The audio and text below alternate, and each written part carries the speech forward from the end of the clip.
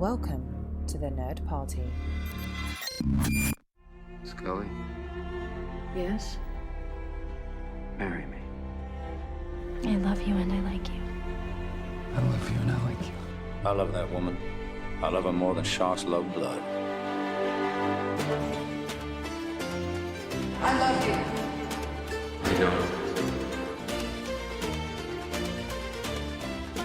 Hello, I'm the girl, And I'm Tristan Riddell. and this is Nerd Nuptial episode 23. 23 episodes of Nerd Nuptial. We want to thank everyone who downloads, subscribes, and likes, and interacts with us, and does whatever that they do, because we have one of the best audiences around. And so many of you have actually wished me a happy birthday because we talked about it on the show, and a lot of our listeners have asked us how Medieval Times went. Oh, really? It was awesome. It was freaking awesome. Maybe with a hella at the beginning. Because devotees would know that I love that word. I went to Medieval Times when I was in middle school. Yeah, I think that was the last time I went. Yeah. And it was at this same one because we have one in the state. And Yeah. that's the only one that you can go to. And it was so great. It was so much fun because everybody who was there was a nerd. Yeah. It was funny. You either had like families with little kids, who it clearly was like their birthday party too, or you had like our age couples that were just geeking out and having a good time. Yeah, it was. I didn't expect to see people our own age because it was like 20-somethings, even though I'm not a 20-something anymore. Like just there on date night, you know, like they're just there hanging out, having fun, and I expected all third graders with their parents or their chaperones, but it and you a night through you arose. That's right. That was pretty awesome. Yeah, I had always wanted that since I was a little girl, so dream came true. Yeah, I was gonna say that was a dream that came true for you, and our night won. Yeah, that was pretty awesome. Which, just makes it that much more enjoyable. Oh, yeah, because you're rooting like that much harder for your night. The entire time. I mean, there was some poor schlubs whose night, went out in the first round. Yeah, like a punk. Like a punk, like a loser, but not our night. And so anybody who is near a location of Medieval Times, go to it. Like right now, I don't know if the special's still going on, but they have coupon day all the time, so like try to find a time to go and just have fun and let loose. Like everybody who's there is a nerd. Oh yeah, you have to just like be totally into it.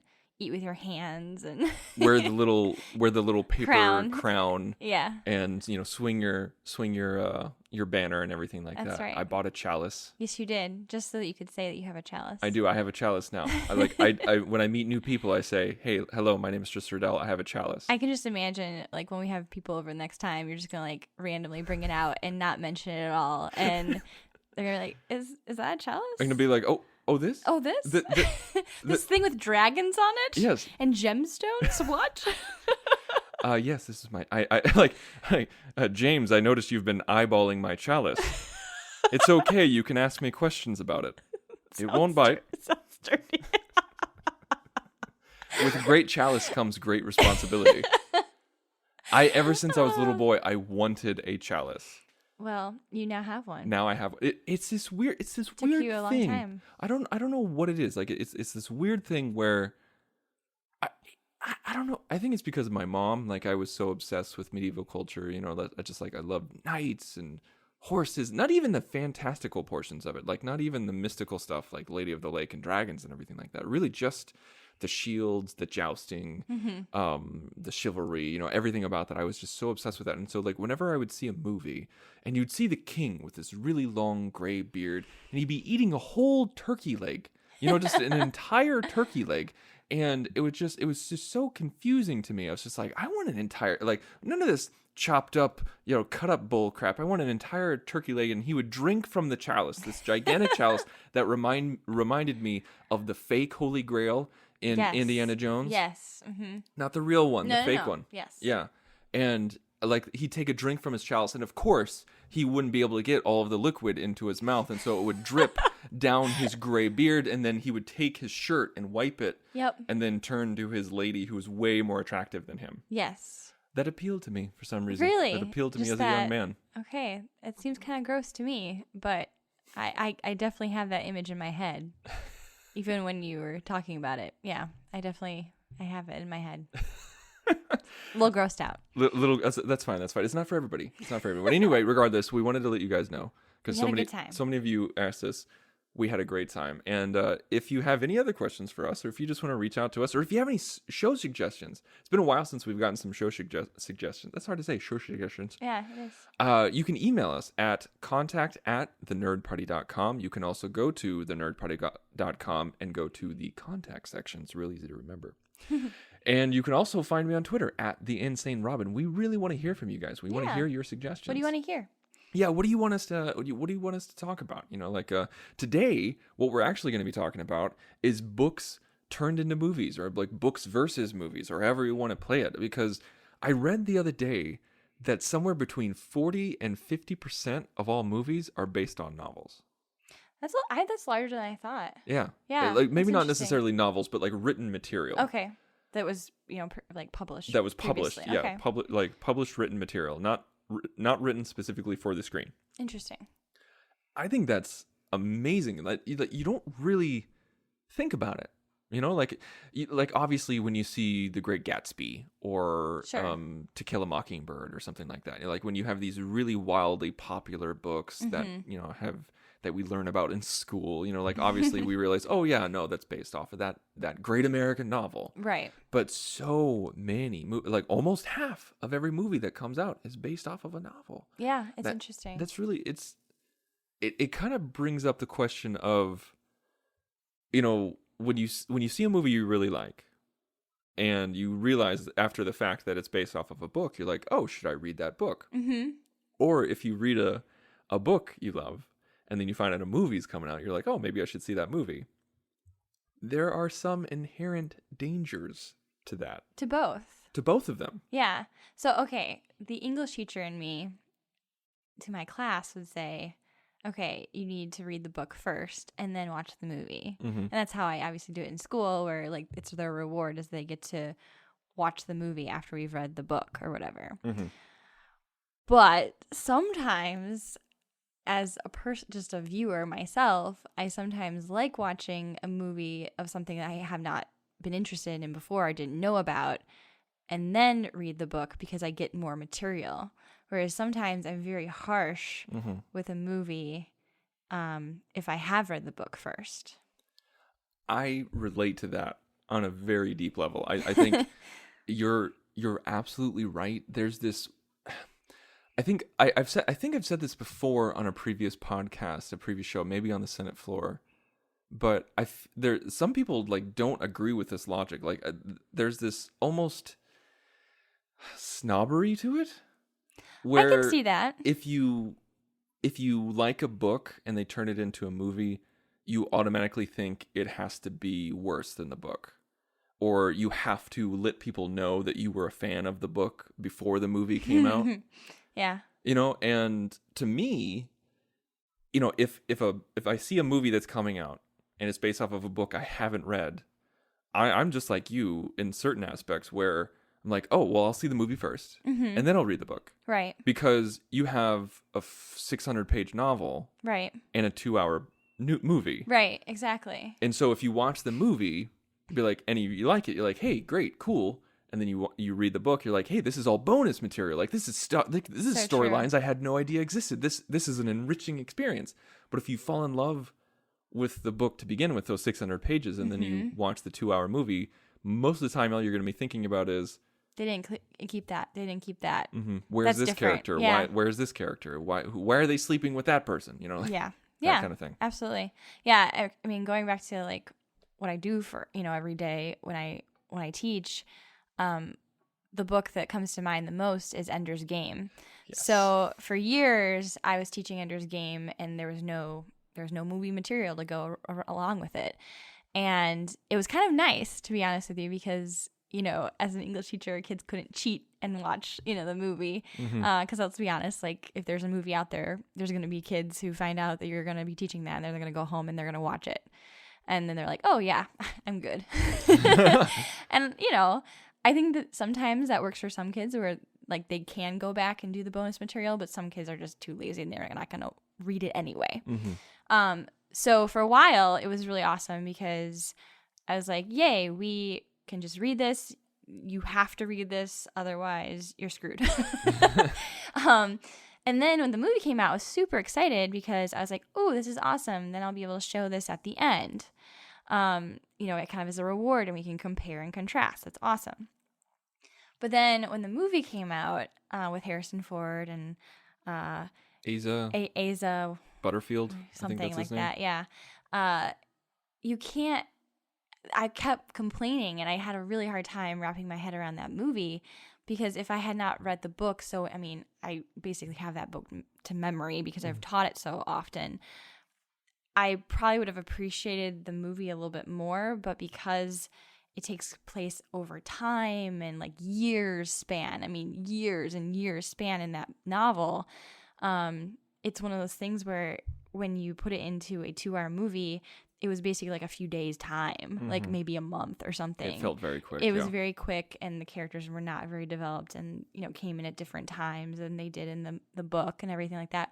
So when I tell my kids, oh yeah, there's a movie, it'll screw you up if you watch that first because it's completely different. I mean, not completely, but yeah. So that's really interesting that you bring that up because like as we go through the podcast, we're going to talk about different examples that we've kind of come across where we either love the book and watch the movie or watch the movie then read the book. With Ender's Game, my mom tried to get me to read this as a very young person because she thought I was reading too much Star Trek. Here's some other science fiction for Yeah, you. legitimate. This is legit what she did. Like she bought the book and then put it on my bed. And so when I came home from school, I said, oh, cool, I have a gift. And it was Ender's Game. And I was like, whoa, this isn't Star Trek. What's the deal? And she said, yeah, you need to expand your horizons, Tristan. Stop reading so much Star Trek. You don't have to stop reading it all. Just expand your horizons. And I was like, no. And I put it on my shelf for years. And I didn't read it. And then you started teaching it. And I was like, okay, fine. So like this was like... Yeah, and I told you need to read this book. Was like 15 years later. And I read it. And I was enraptured by it. I was like, holy crap, I am so sorry, Mom. This book is amazing. And it like you even categorized it as Ender as your favorite male protagonist. Yeah. In a novel. Yeah. I really enjoy that character and the arc that he goes through. And it's very interesting. I don't get that from the movie. Yeah. Well, that's what I was going to bring up is that when because I love the book too, but you know better than I do. But when we saw the movie, I thought they were almost too faithful to the story. Really? Yes. And here's my reasoning. Time-wise, no. Okay. They were not faithful time-wise at all. But I felt like almost every single chapter they tried to include was in the movie. But the thing is, every single chapter was a condensed chapter, obviously, because it has to be. But I felt like they could have expanded on the more important areas if they cut some of the less important areas. I get that. And so because of that, you had this years long story compacted into a 2-hour film when you could have cut it up. And so that's where I came from. And so I guess we're saying the same thing. The end result was the same thing, where the end result ultimately wasn't faithful to the feeling of the book, but I felt like that's because they were attempting to be too faithful to the story material. That's interesting. I could be way off base. No, I get that. A book where I read it after was Gone Girl. So when we watched Gone Girl, I fell in love, and I was like, oh, that's really cool. I want more. And then when I went and read the book, I was like, oh, this is awesome. I'm just getting bonus material. Yeah. The story's practically the same, but I get more detail and more inside their heads. It is very much similar. It's very similar. Gone Girl is a very faithful adaptation. And the feeling, the verve, the writing, well, I mean, it also helps because she wrote the style of it. well, too. no, the same woman who wrote the book wrote the screenplay. Right. I love when that happens. Yeah, I think that happened with Ender's Game too, though. I think he was involved.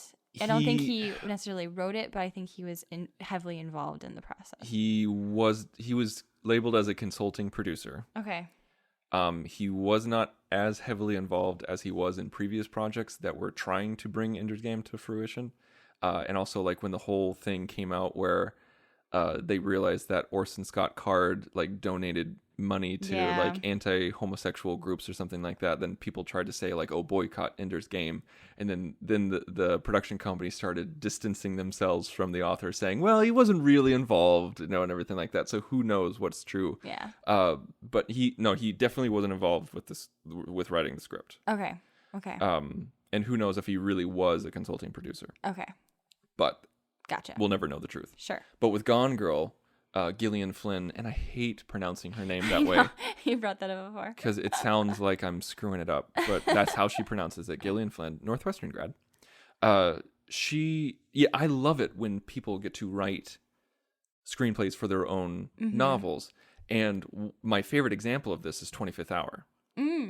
That was the novel was written by David Benioff, and he also wrote the screenplay. And some of you might recognize that name because 25th Hour was his first movie, and he is now an executive producer and writer for Game of Thrones. Yeah. Okay. I like 25th Hour a whole lot more, and it's the only Spike Lee movie that I like, and it is definitely if you guys people who I've met who have seen the film love the film. I don't feel like a lot of people have. But yeah, it's one of those films that kind of fly under the radar. Mm-hmm. People need to check it out. It's a story about a drug dealer. Guilty. He is a drug dealer. Edward Norton is a drug dealer. He gets caught and he gets sentenced to 7 years in jail because of it. And so it's all about his last night as a free man, and him, saying goodbye to his father, his girlfriend, and his friends, and they go out and party and everything like that. And it's an amazing story. When I was in the theater, I had a literal physical reaction to a scene that I still haven't been able to explain. And so I have a connection to this film. But after I saw the movie and I was so taken by the story, and then I found out that it was based on a novel, I had to read it, and I read it cover to cover probably 3 times that summer. That's cool. And it spoke to you at a time. Yeah. Yeah, it came at the right time in my life. Yeah. I don't want to say simplistic because there's a negative connotation to that, but he's a very direct writer. Okay. And I think that's interesting. He's to the point. He's not overly flowery, but he's engaging. Cool. Yeah. That kind of reminds me of another Edward Norton movie, Fight Club. Well, yeah, you got to talk about Yeah, Fight Club. I was gonna say. So I saw Fight Club, the movie, before I read the book, and I love both. I really do. Yeah. I mean, Chuck Palahniuk is an awesome author. And Fight Club was his first novel. I mean, that's insane. That's crazy if you think about it. That is crazy to be the. And we've read a lot of his works. And we love him. And it's funny because when I feel like it's very faithful to the tone and everything, but there are certain things in the movie that they changed that I actually like more, especially the ending scene. Whereas in the book, it's very odd because there's this crowd. Yeah, for those of you who haven't read the novel, we're gonna spoil it for you because it's been out for a long time. It's been out for a long time, and so if you don't want to hear this, just skip ahead a couple of minutes. So at the end of the movie, they achieve their goal where they actually destroy all the credit card skyscrapers, and everybody gets reset to 0, and he kills Tyler. The narrator kills Tyler. He's back up with Marla, and he basically becomes this ruler of this what you assume is this head figure in the post-apocalyptic world, but a lot of it is left to your imagination of how it's going to go forward. In the novel, he doesn't achieve his goal. They don't blow up the credit card companies. It ends on the top of a roof, and all of the people from all of those support groups that he went to find him and stop him because they thought he was going to kill himself or something. And then he ends up in a mental institution in a hospital, and that's the end of the book. And you're like, holy crap. It wasn't even a downer, as in like, oh, that's depressing. It was a downer because it was, oh, that's anticlimactic. Right. You kind of had this feeling at the end that you're like, Yeah, it left a sour taste in your mouth. And yeah, of course, it's more realistic this way, but you don't read Fight Club for realism. Right. I mean, there's an agenda to it, and it's achieved in both. Yeah. But I feel, and it's a great novel. Right, it's a great book, right, absolutely. I just prefer the movie version more. Ending more, Yeah. And also how Tyler and the narrator meet. Oh yeah. Is different. Yeah. Like it's they meet at like a nude beach. Yeah, they meet on a nude beach instead of in a plane. Which is so odd. It's very odd. Yeah, it's interesting. But I mean, I liked watching the movie first and then getting more detail as I, went through and read the novel. There's a lot like that. Can you think of any that you read the book first? Because I can think of one. I'm sure. I mean, there's. I'm going to bring up Hunger Games. Oh, and I know it's a little cliche. I know because everyone loves Hunger Games and stuff I was like wondering when we were going to get to the Hunger Games portion of this conversation. Well, okay. So when they first came out, the books, I was all about them, and I read them all. The first one was definitely my favorite, and I think there's something about first-person perspective books that's very hard to translate into film. Yes. Because even though you can, I feel like you lose something in the thought process of the character that you're following. Mm-hmm. So I am not a big fan of the Hunger Game movies, but I really enjoyed the books, although the first book was definitely my favorite. Mm-hmm. I think because of, it was something more unique at that time. Yes. And I liked being inside of her head, whereas when it went to the movie version, we lost all of that because I couldn't be inside her head. And obviously that doesn't translate. It doesn't work. But I do feel like sometimes I miss that when I've read the book first or whatnot. Yeah, with Hunger Games, this was a lot of fun because you read the book, I didn't. Right. And I think you even saw the movie before me. I think you saw it with your mom, didn't you? It's possible. And yeah, after you saw the movie, I was talking about you were talking. Oh, okay, I remember now. You read the book, loved it, saw the movie with your mom in the theater, and then I didn't see it until we rented it. Okay. But I read the book in between when you saw the movie and when I saw the movie. Okay. So I did read the book before I saw the movie, but not before you. And I started describing what I didn't like about the book. And I said, I was like, you know what? Like, I like that it was in her head, but I really wanted to see the game masters at work. I wanted to see them behind the scenes in their control room. And also at the end with all those dogs, like they were like, had the faces of the people they killed. I was like, that was unnecessary. And I basically described everything that was different from the novel. The novel to the book. Yeah. Like what they included in the book, but wasn't in the novel. Right. And you were just like, ugh, you're going to like the movie. It's true. And you did. You liked it more than me. I did. I liked the first one more than you, but that's where it ended. Yeah. Because the sequel books, they're not as great, I don't feel. Yeah, I like them, but they was nowhere near as good as the first one. But the movies, oh, good Lord. Yeah, they're hard to get through, in my opinion. No, I think they're very, I think the first one's very watchable and you can enjoy it. But then it just gets progressively worse after that. And then the last one's almost unwatchable. I feel like it's because they tried too hard because they were such beloved books at that time. I feel like it might be because they tried too hard to stick to that adaptation. Yeah. I don't know. It's possible. I was a victim of that. Yeah, I think it was just money grabbing for the last book to be split into two. Because I understand it with... like with Harry Potter, when they split that up, it was a lot of story to tell. Now, I personally hate Deathly Hallows Part 1, but I understand that it's a lot of story that you have to get through. And with Hunger Games, you didn't have that much story to get through. Right. They stretched it. You could have condensed it, I feel. Yeah, that's the thing, is that like say you have they maybe had enough material for a movie and a quarter, and they stretched it to 2 movies.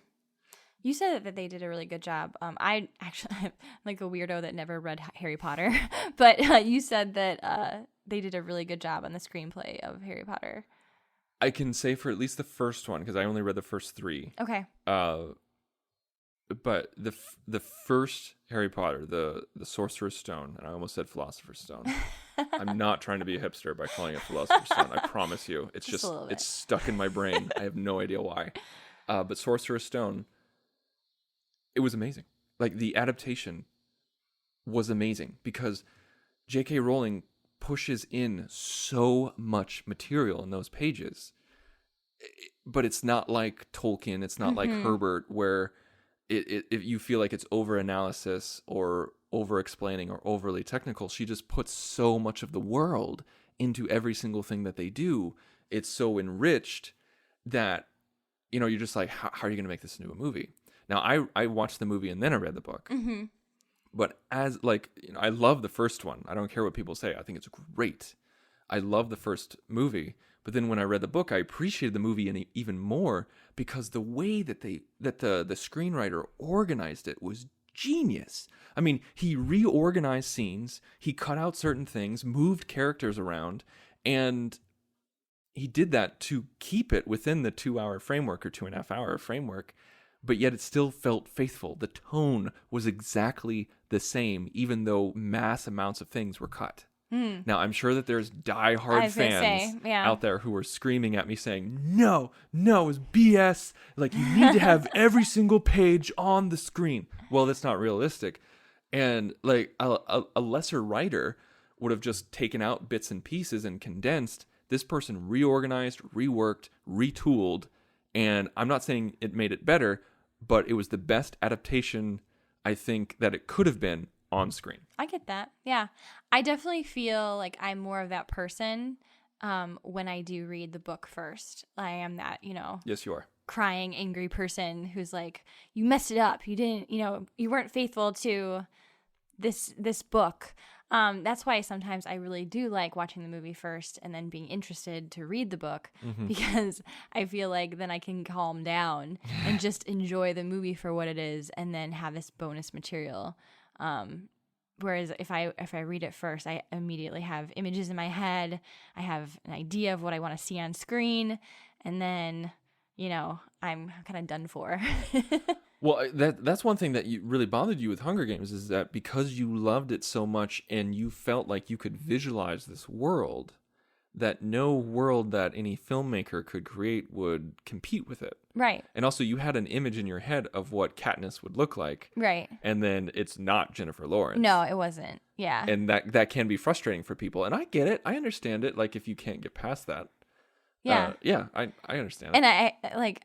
I really wish that I wasn't like that, but I admit that I am like that when I'm obsessed with a piece of literature that then becomes a movie. I think I'm much more forgiving than you are. I think so.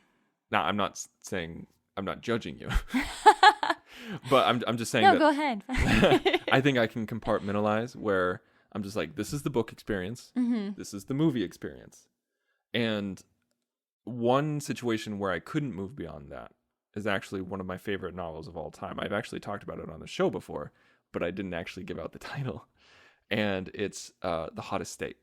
Oh, yeah. Yeah. This novel is written by Ethan Hawke. Now, some of you are probably rolling your eyes or scoffing, saying, Ethan Hawke, really? I go, yes, shut up. I love this book. It's my favorite book of all time. I like it more than Dune. Really? Still? Yeah. Really? Still, yeah. And it got me at the right time. Okay. I was a young person when I read it. I was a teenager when I read it, and it was about a 20-year-old trying to make it as an actor in New York. Now, I'm not saying I can relate to that because I wasn't trying to do that. But if you've ever wanted to know what it's like to be in the brain of a young man, read The Hottest State. I've never seen a novel encapsulate these feelings that I couldn't articulate before, or like these urges, this I don't want to use primal because that's overused and prosaic, but like these just these things that are so uniquely me and uniquely male. It's in his writing, and you can hear his voice. You can hear Ethan Hawke's voice as you read it. But anyway, I loved it. Like, I have a copy that's highlighted. It has, notes in the side. The cover's all bent up because I've read it so many times, and I'll continue to read it again. I remember when we were dating, you would read me chapters out loud. I would. I read it out loud to you. Wooing me. I was the pretentious guy who was like, baby, let me read to you. Listen to this passage, okay? Look at how he utilizes the adverb. It's just You had me. yeah, I knew my audience. But with that's how connected I was to it. And then I find out that years later, they made it into a movie, and it's directed by Ethan Hawke. You were super excited about it. I'm like, oh wow, holy crap, okay, great. It's just like the Gillian Flynn thing. She wrote the book, right, and she wrote the screenplay. It's got to be great. It's got to be faithful. Well, even though it was Ethan Hawke's book, he and I both had very different interpretations of this story. Yeah.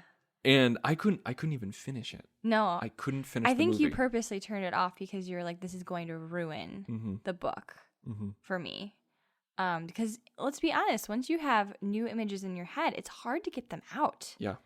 When you already have established that world or those characters in your own mind through your imagination. It is really hard. So I know that was really hard for you.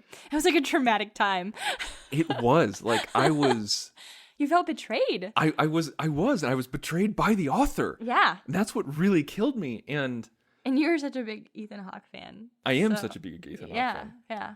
I still am. And you're right, it was traumatic. Like, that was the first and I think only traumatic experience where I felt like, what are you doing? Why are you doing this to me? Tristan Rattel. Did you do this purposefully to hurt me, Ethan? No, Ethan, no. Well, it's interesting because I feel like sometimes when you read something, it's almost like, okay, what's in my head is better. I can create this world that is better than what you can put on screen. And I think some books shouldn't be made into movies because of that reason. Yeah, it's funny because they Cloud Atlas was described as a book that could never be made into a movie. I could see that. And then the Wachowski brothers attempted, but proved the critics right because it was a god-awful movie. It was so god-awful that it kind of makes me want to read the book. Really? Yeah. I want to see if it's a really good book that just failed miserably on the screen. Absolutely. Interesting. Because that's how some people got really into Dune. Oh, really? Because they hated the David Lynch interpretation so much that they're like, we got to go to the source material and find out what went wrong. And then they read the novel and they're like, oh, wow, this is transcendent. And interesting. Then they're fans. That's interesting. Yeah. Huh. Did I ever make you watch Cloud Atlas to say like, hey, look at this train wreck? Or yeah, I saw most of it. Oh, yeah, that's right. You came in. Like, I was watching it and you came in from home. From work. Yeah. Yeah, I saw quite a bit of it. Enough to know. Yeah. Yeah, Tom Hanks couldn't even save that movie. And that's saying something. I was going to say. Yeah. No, I feel like sometimes books, like you said, if it takes place in, different times and different worlds, sometimes even though, movie does a pretty good job of doing that most of the time, sometimes you kind of just want to leave it where it is. Yeah. Like, let that just be a part of literature and let that be a book. Yeah. Just let that be on paper and then only there. That's kind of how I feel about certain remakes. Yeah, I do too. Like I was just talking about this with Matt Hansen, Jaws. Why would you remake that? Exactly. Like whenever a remake conversation happens and people say like, "Oh, name a movie that should never be remade." I think of two films. I think of Godfather and Jaws. Yeah. And like both, and some older ones too. And I think they're gonna remake Chariot Race. Ben-Hur. Are you kidding me? It's Ben-Hur. They're remaking Ben-Hur. It's like a sin. Now I understand that, like, just like the Ten Commandments, Ben-Hur is itself a remake. But once you have perfected it, there's no need to go back. It's so iconic. Yeah, exactly. That's the thing, is that like people will say like, oh, well, like Ten Commandments is a remake, and I was like, okay, name one thing that you liked about the first Ten Commandments. Oh, that's right, you've never seen it. That's sad. Yeah. Yeah. But usually it's because of those actors. It's like you can't replace those actors playing those roles too. Oh, that's. I mean, think about like Marlon Brando and your Chuck Hestons. Like you can't replace those people. No, you can't. No one's going to do a better job, and you're constantly going to be comparing it. Right. So what's the point? I think the only time that you can let that slide is, how do I phrase this? Like Streetcar Named Desire. Okay. All right. So was a stage play. Mm-hmm. And then they made it into a movie. Mm-hmm. But we've enjoyed the movie, mm-hmm. but we also enjoy seeing the stage play. True. But would we enjoy seeing that movie remade? I separate those though a little bit. Like when I see a stage play of a famous work that also has been made into a movie, but it's usually obviously the play is first. Yes. And almost, probably 95% of the chance it's going to be a play first. I separate it because I'm seeing a theatrical experience mm-hmm. versus a movie. But even then, I mean, you think about, Marlon Brando screaming Stella. You get put it in someone else and you're like, they're just saying his lines. Yeah, you're right. You're right. It's that has that effect where this new actor is just like, oh, you're saying their lines. I feel like there's certain times when I can forgive it if they go back to the source material. Like if you have an iconic movie that's based off of a book, and then they remake it, but then they try to stress, listen, this is not a remake of the film. This is us just doing our own interpretation of the source material. Okay, so they're going to the original source material. Yes. I can see that. Yes, and I'm trying to think of some examples, but the only thing that's coming to mind is Planet of the Apes. Really?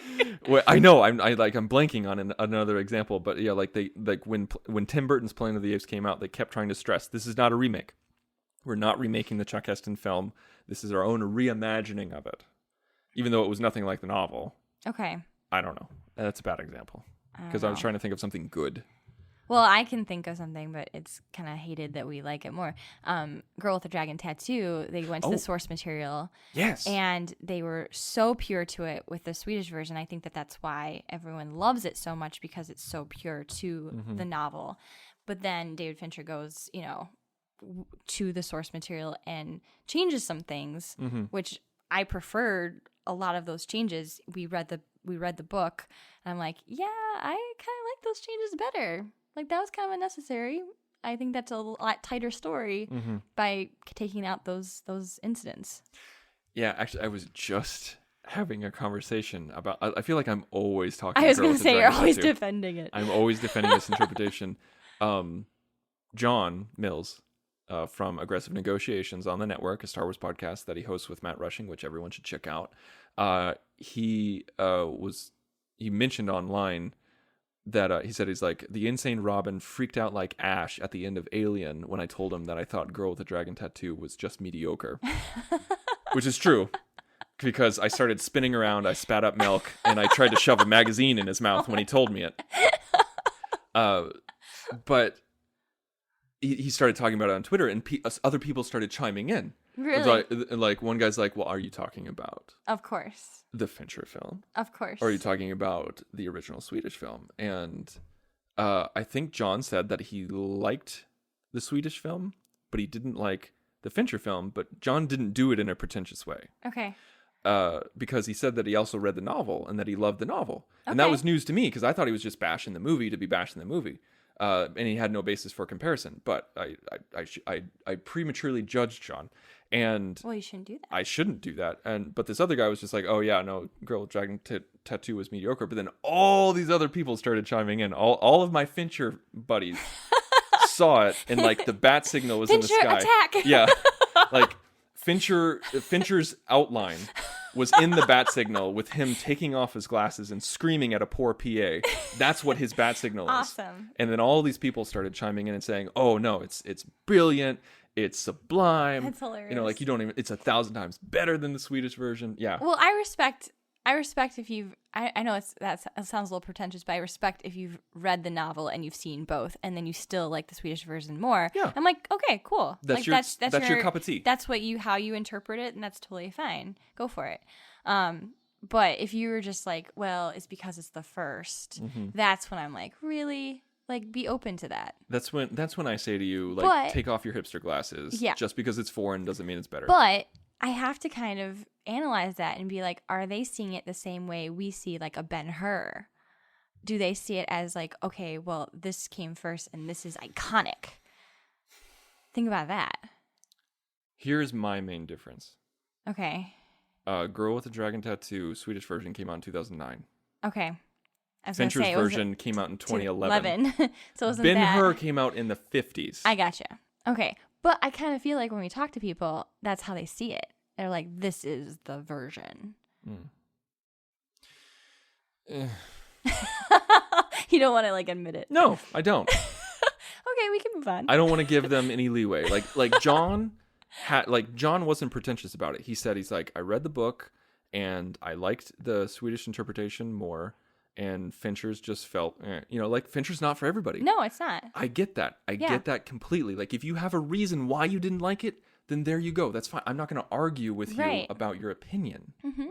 But if you just go, oh, the original's better because it's the original and blah, blah, blah, blah, blah, blah, blah. Then, well, I mean, let's be honest. I mean, the Swedish version, you're kind of left more of like a hopeful feeling. A little bit because she's like on a beach.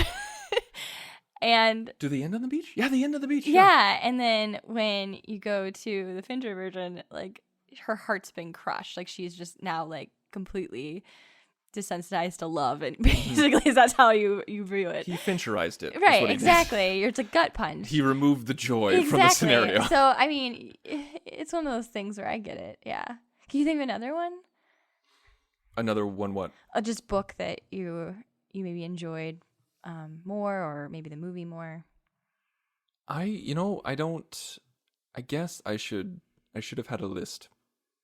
I should have prepared. Well, no, more. I'm not saying that. I'm just saying I was thinking about To Kill a Mockingbird, to go back to like old school. Oh yeah. We should talk about that. We should talk old school because it's To Kill a Mockingbird is heralded as one of the greatest books of all time. Mm-hmm.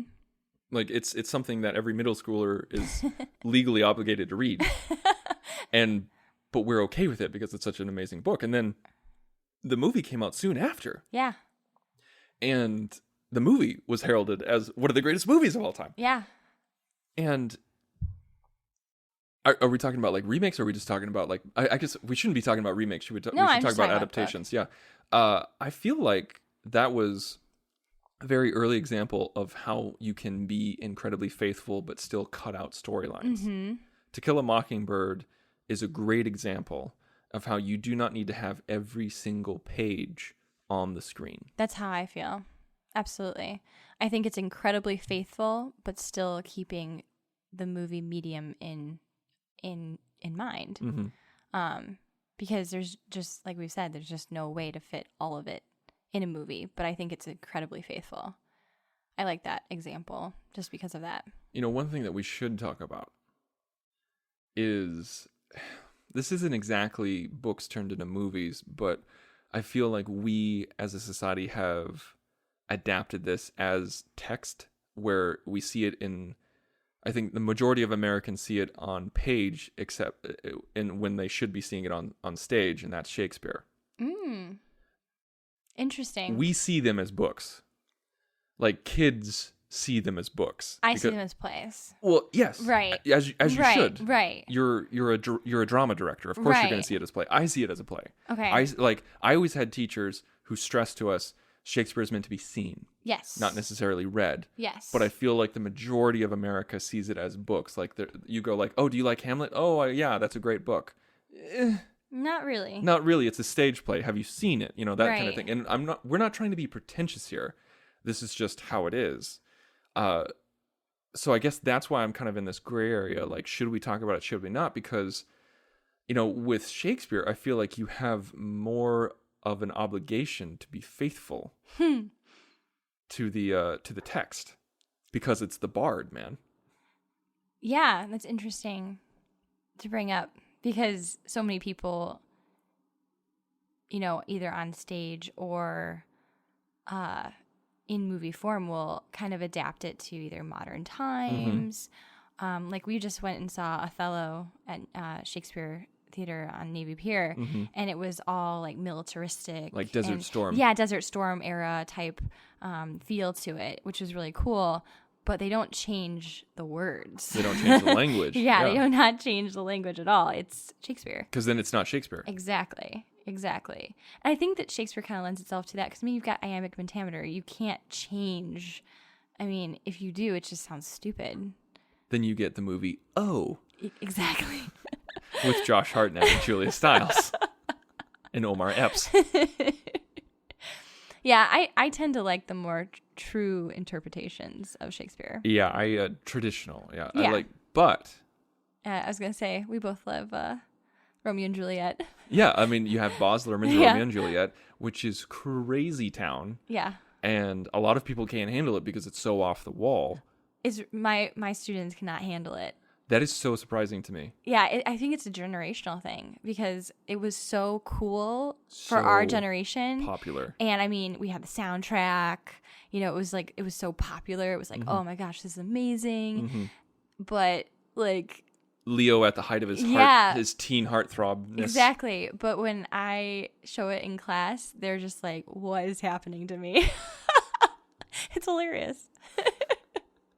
Of course, I kind of like how Baz Luhrmann throws, old time pieces of literature like Great Gatsby and Shakespeare and puts it on their head. So I like that. Yeah, that is kind of fun. Like I remember seeing a trailer for Great Gatsby and I'm like, I don't remember reading that. That's a different book than I read. I wonder, I need to get Baz Luhrmann's copy. Sounds like a better party. But with Hamlet though, you have bringing up Ethan Hawke again. I love Ethan Hawke's version of Hamlet. It's a modern interpretation. Language is the same, but it's cut up like crazy. It's cut up, jumbled around. It has very an artsy feel to it, very avant-garde feel to it in certain times. And Kyle MacLachlan, is in it, Yeah. and Bill Murray is in it. Liev Schreiber, Julia Stiles again. I was gonna say Julia Stiles. I think I love it. It's great. But it's not as crazy as Julie Taymor did with Titus. Yeah, Titus Andronicus. That's a messed up movie. That is a very messed up film. Well, it's a messed up play. Let's be honest. It was his most popular play. It was. A lot of people don't realize that Titus Andronicus was his most popular play. People at the time. love the gore. Yeah. I mean, that is a gory, messed up movie. It is a very messed. Or Shakespearean play. We have a quote from Titus Andronicus on our quote board, and it's the quote from the Moor, and one of the sons is arguing with him about his mother, and the Moor goes, "Villain, I have done thy mother." I love it. You're like, wait, is he talking about screwing the Queen of the Goths? Is that what he's doing? I think that's what he's talking about. Oh, what is there to laugh about Titus? There's nothing. I'm sorry. But Yeah, that's about. I guess that's thing. about it. Yeah. Well, he turns the boys into meat pies. Into meat pies. Very That's Sweeney right. Todd. Yeah, it's very cool. Or I should It's say, awesome. Sweeney Todd is very Very Titus. whimsical. But yeah, so I think it's funny because Shakespeare, it's great for traditional adaptations. Like you have Kenneth Branagh's, which is word for word Hamlet, but it's a different. I think that's my favorite Hamlet. Oh, by hands down, that's my favorite Hamlet too. But it's the wrong time period. I know. Mel Gibson's is the right time period, but he doesn't do it word for word.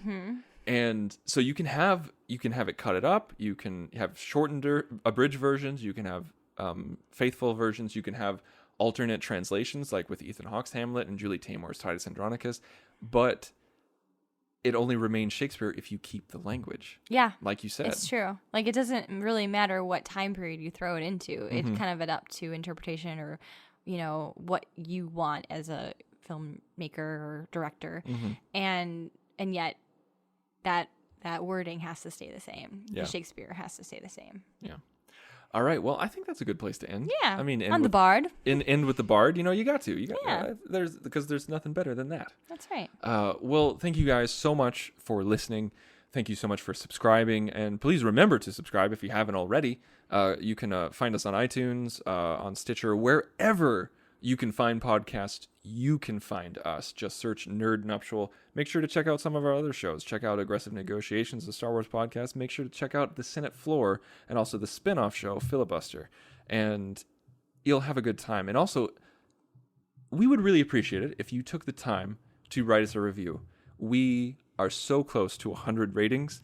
I just want that. I want that number. I know. We only need 6 more, folks. Yeah. We only need 6 more ratings. So please, if you like this show, if you haven't already, please take the time. Help us get to that number. Help us reach 100. And if you give us a 5-star rating and a review, we will mention you on the show. And we love talking about our listeners on the show. And if you do that and you're outside of the country, take a screenshot of it and email it to us at contact@thenerdparty.com. And something else that I'm going to tell you about, and because it's just going to be a secret between you and me. In our audience. In our audience. If you go to lootcrate.com/nerdparty and enter in the code nerdparty, you're going to save money on something that you're already saving money on. And that is a subscription service to a geek box that's delivered to your door every single month. It's got Pop Funkos, t-shirts, action figures, comic books. We're talking licensed memorabilia where you're getting $40 plus worth of material for $20. And if you go to lootcrate.com/nerdparty, enter in the code nerdparty, you'll save some money even more off of that. You know what? I really just have one other thing to say to you, and that's that I love you. I know. You can't see me being a father? No. Well, I can see you fathering children. I couldn't see you raising any. I would raise my own chalupas. Well, we're definitely not having any kids together if you're going to be calling them chalupas. It's probably your mother. You have the worst timing ever. Montgomery broken in? I'm Agent Flood with the Drug Enforcement Administration.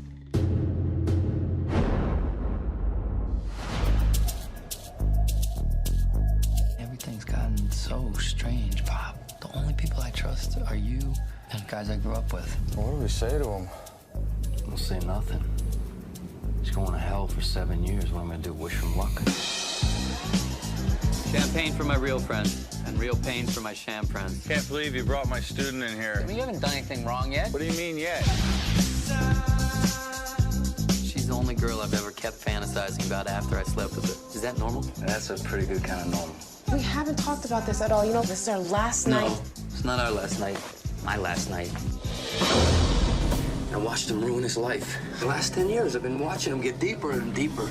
I look at these people around me, and I'm thinking, these are my friends? Dude, I don't even know these people. He doesn't trust me. What reason does he have not to trust you? I got one idea, but I need a big favor from you. Now, if he runs, he's gone. He ain't coming home. If he pulls the trigger, they close the casket. They lock him away, he's gone. You'll never see him again. Stay with me. No, I gotta do one more little thing.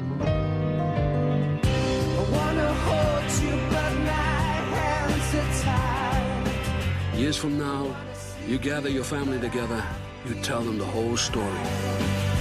Who you are, where you come from.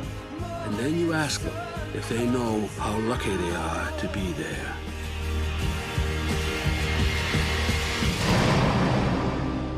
This will be the best night of my life. Best night of my life.